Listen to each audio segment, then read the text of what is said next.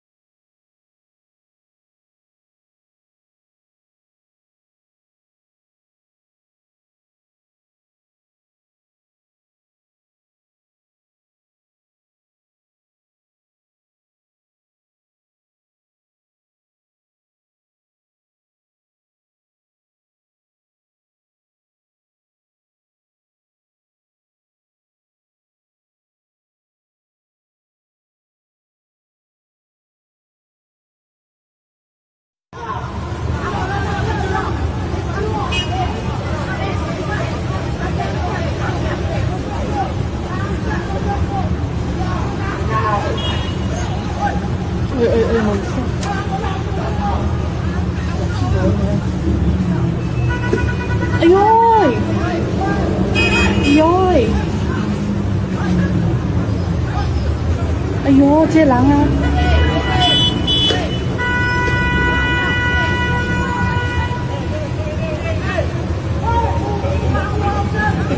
我有笑了。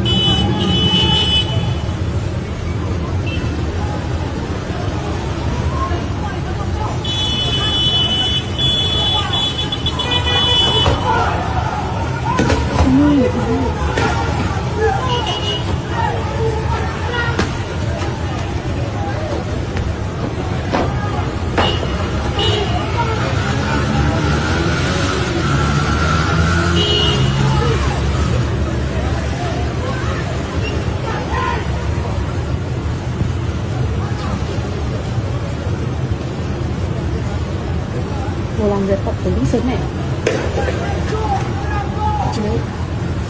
Bisa sih. Ini